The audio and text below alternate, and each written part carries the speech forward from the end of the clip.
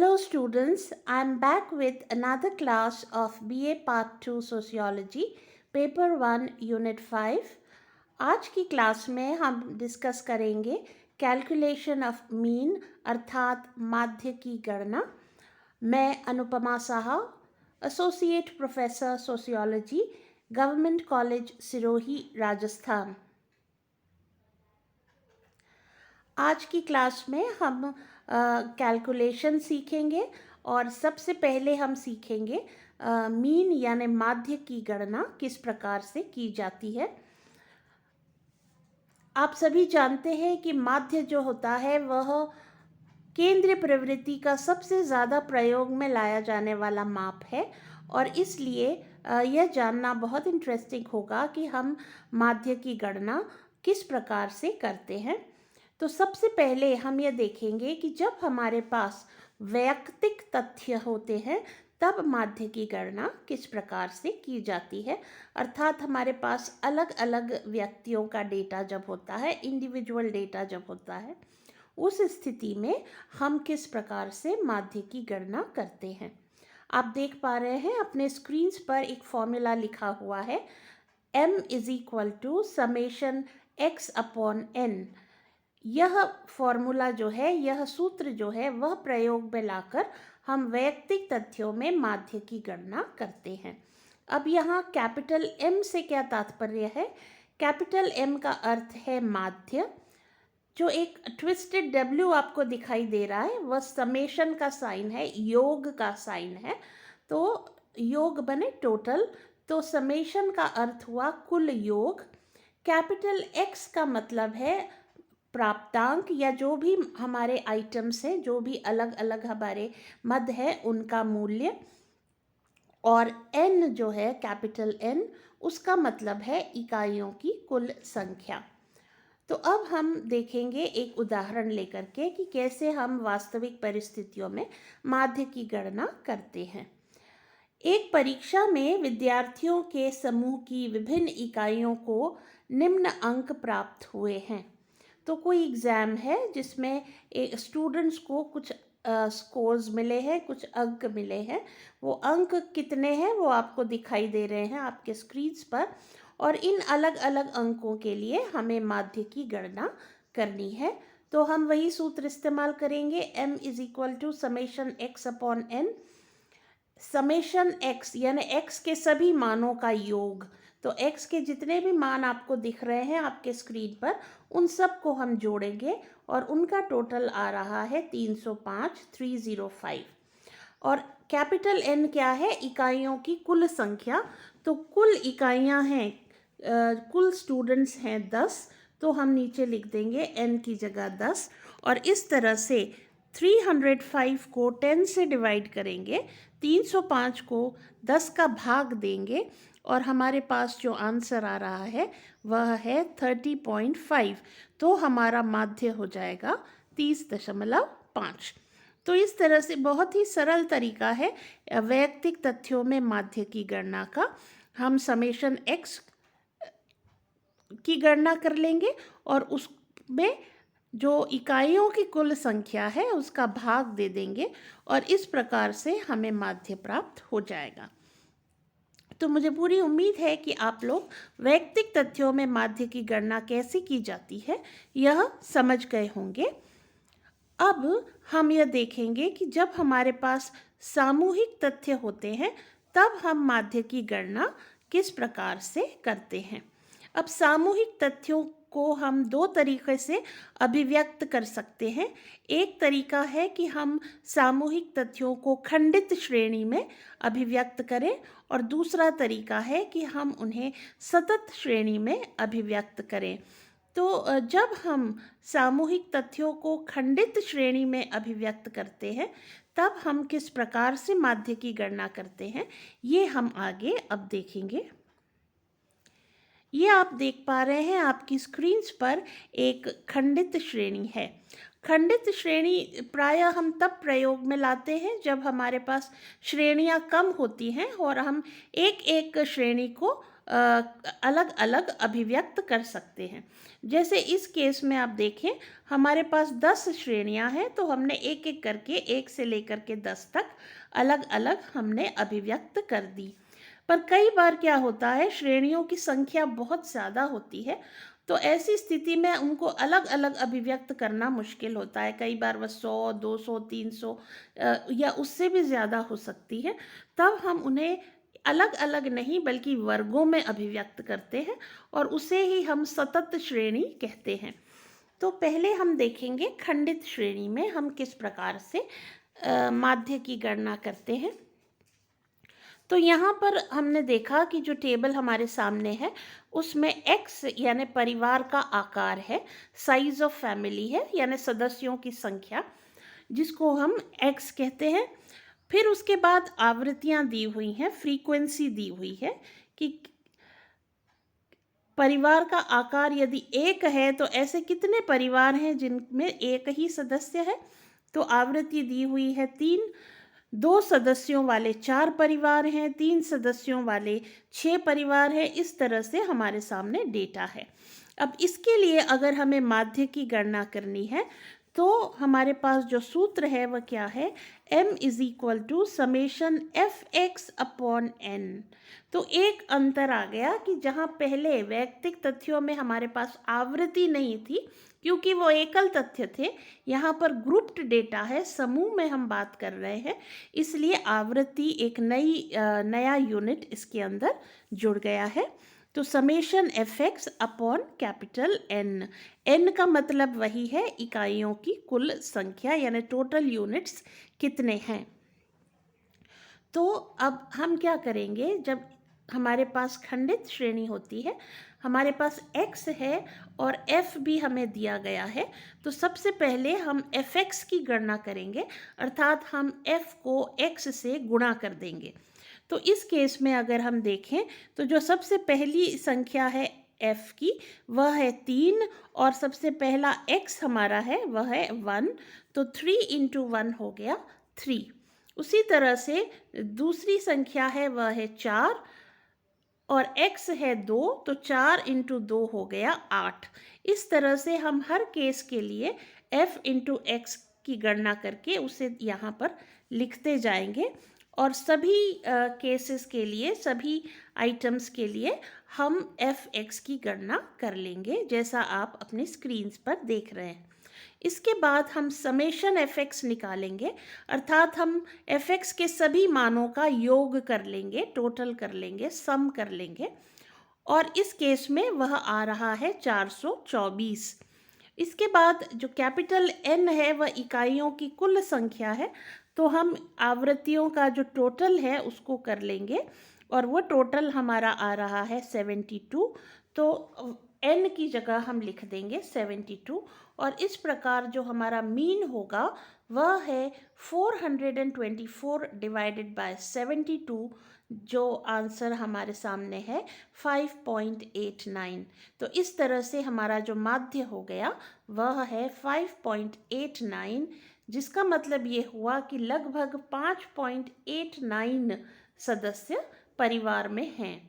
जो हमारे पास टोटल आ रहा है, जो हमारे पास अलग अलग जो डेटा है उसका जो मीन साइज ऑफ फैमिली है, माध्य आकार है परिवार का, वह है 5.89। तो इस तरह से हम जब हमारे पास डिस्क्रीट सीरीज होती है, खंडित श्रेणी होती है, सामूहिक तथ्य होते हैं, तब हम माध्य की गणना करते हैं। अब इसके बाद हम देखेंगे कि जब हमारे पास सतत श्रेणी होती है, जब हम वर्गों में अपने अपने जो आइटम्स हैं उनको प्रकट करते हैं, जो सीरीज़ है वो वर्गों में होती है, तब हम कैसे माध्य की गणना करते हैं। तो ये हमारे पास अब आ गया सतत श्रृंखला में माध्य की गणना।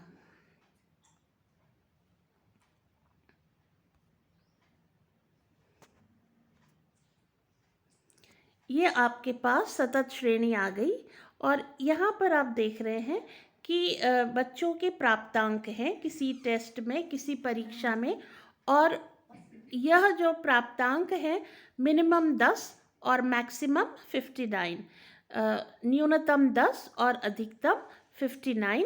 तो इनको हमने 5-5 के वर्गों में विभाजित कर दिया है, 10 से 14, 15 से 19, 20 से 24, और इस तरह से हमने 10 से लेकर 59 तक के अंकों को अलग अलग वर्गों में विभाजित कर दिया है।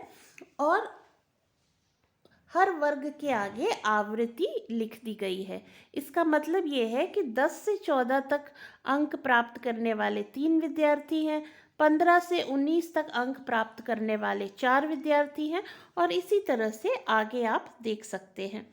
तो अब इस तरह के डिस्ट्रीब्यूशन में, इस तरह की सीरीज़ में हमें अगर माध्य की गणना करनी है तो सूत्र वही है, m is equal to summation fx upon n। अब एक बात यहाँ मैं आपको और बताना चाहूँगी कि जब हम सतत श्रेणी में माध्य की गणना करते हैं तो एक सूत्र तो वही है, समेशन fx अपॉन n, जिसका प्रयोग हम खंडित श्रेणी के लिए भी करते हैं, जिसे हम डायरेक्ट या प्रत्यक्ष विधि कहते हैं। लेकिन इसके अलावा एक और मेथड भी है जिसे हम लघु विधि या शॉर्ट मेथड कहते हैं। उसके ज़रिए भी हम सतत श्रेणी में माध्य की गणना कर सकते हैं, और जो हमारा उत्तर होगा वो बिल्कुल वही होगा जो हमें प्रत्यक्ष विधि से प्राप्त होता है। तो ये जो सतत श्रेणी है, इसमें हम पहले प्रत्यक्ष विधि से गणना करेंगे और उसके बाद हम लघु विधि से भी गणना करेंगे, और हम ये पाएंगे कि दोनों ही केसेस में हमारा रिजल्ट्स 2 डेसिमल पॉइंट्स तक बिल्कुल एक जैसा आ रहा है।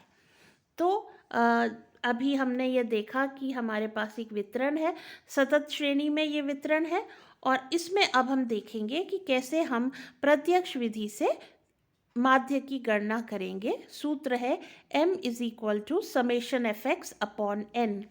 तो अब चूंकि यहाँ पर हमारे पास एक वर्ग है, हमारे पास x का एक निश्चित मान नहीं है, तो पहले हम x की गणना करेंगे, मध्य बिंदु की गणना करेंगे, और मध्य बिंदु हर वर्ग के लिए हम निकालेंगे। तो सबसे पहले हम 10 से 14 का मध्य बिंदु निकालेंगे। मध्य बिंदु निकालने का तरीका क्या है, हम जो वर्ग है उसकी न्यूनतम सीमा और उसकी उच्चतम सीमा, इन दोनों को जोड़ेंगे और उसमें 2 का भाग दे देंगे। तो इस केस में हम अगर देखें तो जो हमारा पहला वर्ग है वह है 10 से 14, इसकी निम्नतम सीमा है 10 और उच्चतम सीमा है 14। तो दोनों को जब हम जोड़ेंगे तो 10 + 14 हो जाएगा 24, और 24 में जब हम 2 का भाग दे देंगे तो हमारा उत्तर होगा 12। तो 12 इसका मध्य बिंदु हो जाएगा। उसी तरह से हम दूसरा वर्ग लेंगे 15 से 19। तो 15 न्यूनतम सीमा है, 19 उच्चतम सीमा है। इन दोनों को जब हम जोड़ेंगे तो हमारा टोटल हो जाएगा 34 यानी 34, और 34 में जब हम 2 का भाग देंगे तो आंसर हमारा होगा 17। तो इस केस में मध्य बिंदु हो गया 17। तो इस तरह से हम हर वर्ग के लिए मध्य बिंदु की गणना कर लेंगे। अब जब हमारे पास मध्य बिंदु आ जाएगा तो हम fx की गणना कर सकते हैं। हर x के मान को हम f से मल्टीप्लाई करेंगे, गुणा करेंगे, और हमारे पास fx आ जाएगा। जैसे आप देख पा रहे हैं, सबसे पहले 3 × 12 36, 4 × 17 68, 6 × 22 132, 8 × 27 216। इस तरह से हम fx का मान प्राप्त कर लेंगे। फिर हमारा जो सूत्र है वह कह रहा है mean is equal to summation fx upon n। तो इसलिए हम fx के सभी मानों का योग कर लेंगे, जो आ रहा है 2095। तो हम समेशन fx की जगह 2095 लिख देंगे। n हमारा इकाइयों की कुल संख्या है, यानी आवृत्तियों का कुल योग है, तो वह हो रहा है 60। तो n की जगह हम 60 लिख देंगे, और हमारा मीन जो है वह हो जाएगा 34.92। तो इस तरह से हम एक सतत श्रेणी में माध्य की गणना करते हैं। बहुत सरल तरीका है। पहले हम मध्य बिंदु ज्ञात कर लेंगे, यह मध्य बिंदु कैपिटल X होगा, फिर हम f × x कर लेंगे, उसके बाद हम fx के सब मानों को जोड़ लेंगे, और उसके बाद हम उसे आवृत्तियों के कुल योग जो कि n के बराबर होता है उससे भाग दे देंगे और हमें हमारा माध्य प्राप्त हो जाएगा। तो इस तरह से हम एक सतत श्रेणी में माध्य की गणना करते हैं। मुझे पूरी उम्मीद है कि आपको ये मेथड समझ में आ गया होगा। और अब हम सतत श्रेणी में ही लघु विधि से माध्य की गणना करने का तरीका सीखेंगे। इस प्रकार के जो सीरीज़ होती है उसमें हम जो लघु विधि का जब हम प्रयोग करते हैं तो जो सूत्र होता है वह होता है mean is equal to a plus summation F T X upon N into I. अब ये थोड़े से नए नोटेशंस हैं लेकिन बहुत आसान है। कैपिटल M मतलब तो मीन माध्य, स्मॉल a का मतलब है कल्पित माध्य। कल्पित माध्य क्या होता है? वास्तव में हमें गणना माध्य की करनी है लेकिन हम पहले से ही मान लेते हैं कि हमारा माध्य क्या है, यानी हम कल्पना कर लेते हैं कि हमारा माध्य कोई संख्या है, तो वह जो हम कल्पना कर लेते हैं वही हमारा कल्पित माध्य होता है और उसे हम स्मॉल a से डिनोट करते हैं। समेशन एफ टी एक्स क्या है? समेशन एफ टी एक्स का मतलब है जो हमारा कल्पित माध्य है उससे जो विचलन होता है, उससे जो दूरी होती है बाकी सभी संख्याओं की, उसका और आवृत्ति का जो गुणनफल होता है उसका कुल योग जो होता है वह समेशन एफ टी एक्स होता है। हम जैसे आगे बढ़ेंगे आपको ये बात और स्पष्ट हो जाएगी। कैपिटल N इकाइयों की कुल संख्या और स्मॉल i का मतलब है वर्गांतर का आकार, यानी दो वर्गों के बीच का जो अंतर है उसकी साइज, उसका आकार। जैसे एक वर्ग है 10 से 14, दूसरा वर्ग है 15 से 19, इन दोनों के बीच का अंतर जो है वह कहलाता है स्मॉल i। तो यह अंतर निकालने के लिए हम क्या करते हैं, या तो दोनों निम्नतम सीमाओं का अंतर निकाल लेते हैं या दोनों उच्चतम सीमाओं का अंतर निकालते हैं। अगर हम निम्नतम सीमा लें तो 15 माइनस 10 हो गया 5, और अगर हम उच्चतम सीमा लें तो 19 माइनस 14 भी हो गया 5। तो जो दो वर्गों की उच्चतम या निम्नतम सीमाओं में जो अंतर होता है वही i कहलाता है। तो अब हम एक एग्जाम्पल लेकर के, इसी एग्जाम्पल को लेकर के देखेंगे कि लघु विधि से हम कैसे गणना करते हैं माध्य की। ये आपके सामने एक एग्जाम्पल हम ले रहे हैं, वही एग्जाम्पल ले रहे हैं। आप देख पा रहे हैं आपके स्क्रीन्स पर मध्य बिंदु तक तो वही तरीका है जो आपने प्रत्यक्ष विधि में देखा था। मध्य बिंदु को ज्ञात करने के बाद हम फिर कोई एक कल्पित माध्य मान लेते हैं। प्रायः वह जो माध्य होता है वह डिस्ट्रीब्यूशन के बीच की कोई संख्या होती है। तो आप कोई भी संख्या ले सकते हैं, आप 32 भी ले सकते हैं, आप 37 भी ले सकते हैं। हमने इस केस में 32 को अपना कल्पित माध्य माना है। तो 32 को अपना कल्पित माध्य मानने के बाद हम क्या करते हैं कि 32 में से x के जितने भी बाकी मान हैं उनका डिफरेंस निकालते हैं, यानी x के जितने मान हैं उनमें से हम कल्पित माध्य को माइनस करते हैं। तो हमारा कल्पित माध्य 32 है, तो सबसे पहले हम 12 में से 32 को माइनस करेंगे। तो जब हम 12 में से 32 को माइनस करेंगे तो हमारा आंसर हो जाएगा -20। उसी तरह से फिर हम 17 में से 32 को माइनस करेंगे तो हमारा आंसर होगा -15। 22 में से हम 32 को माइनस करेंगे तो हमारा आंसर होगा -10, और 27 में से जब हम 32 को माइनस करेंगे तो हमारा आंसर होगा -5, और फिर हम 32 में से भी 32 को माइनस कर देंगे तो आंसर हो जाएगा 0। फिर हम 37 में से 32 को माइनस करेंगे तो भी हमारा आंसर होगा +5, और फिर 42 में से 32 को माइनस करेंगे तो हो जाएगा +10। तो इस तरह से हम हर एक मान में से a को माइनस करते जाएंगे और जो भी हमें प्राप्त होगा उसे हम लिखेंगे x, स्मॉल x, यानी कल्पित माध्य से विचलन। तो वह कहलाता है स्मॉल x, केवल स्मॉल x। अब इसमें आप एक कॉलम और जोड़ सकते हैं स्मॉल x का। उसके बाद कल्पित माध्य से स्टेप डेविएशन, एक और विचलन हम निकालते हैं ताकि हमारी जो संख्याएं हैं वो छोटी हो जाएं और हमें गुणा करना आसान हो जाए। तो जितने भी हमारे x के मान आए हैं, स्मॉल x के मान आए हैं, उनको हम i से डिवाइड कर देते हैं। जो वर्गों के बीच का अंतर है, इस केस में 5, उस 5 से हम डिवाइड कर देते हैं। तो जैसे 12 माइनस 32 हुआ -20, तो उसको हम 5 से जब डिवाइड करते हैं तो आंसर आ जाता है -4। उसी तरह से -15 को जब हम 5 से डिवाइड करेंगे तो आंसर आ जाएगा -3। -10 को जब हम डिवाइड करेंगे 5 से तो आंसर आ जाएगा -2।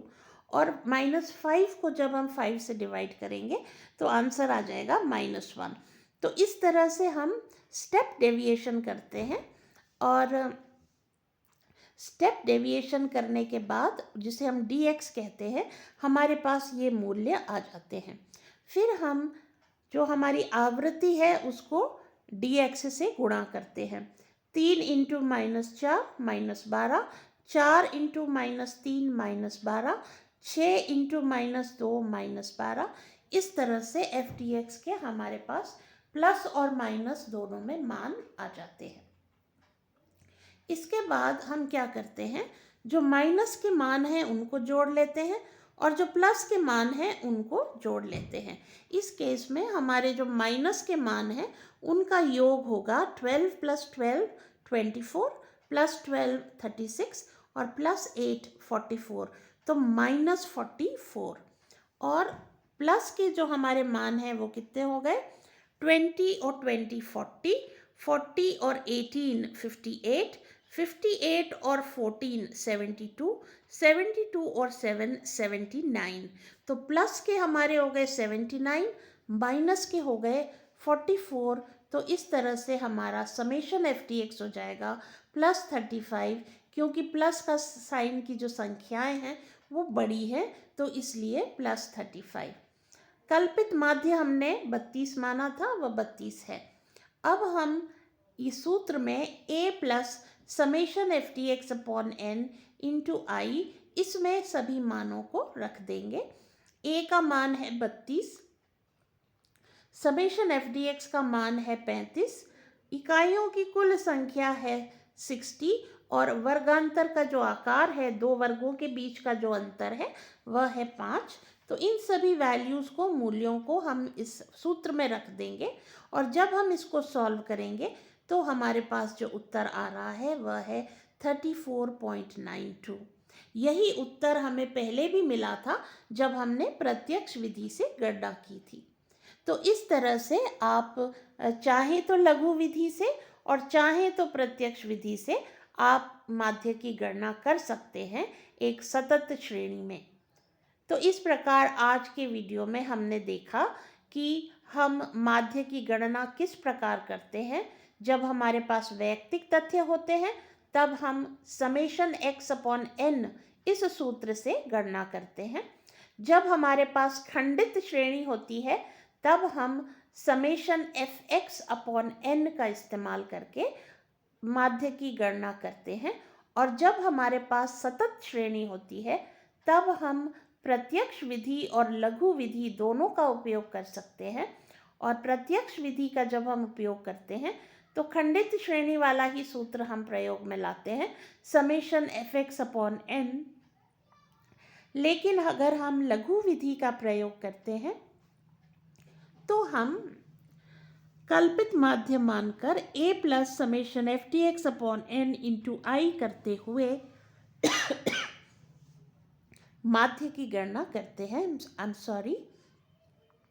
तो इस तरह से आप माध्य की गणना कर सकते हैं वैयक्तिक तथ्यों में और सामूहिक तथ्यों में। आज के हमारी क्लास में बस इतना ही। आप अपने घर पर अपने स्तर पर इन गणनाओं की प्रैक्टिस ज़रूर करें। जितना आप अभ्यास करेंगे उतना ही आप लोगों के लिए ये गणनाएं आसान होती चली जाएंगी।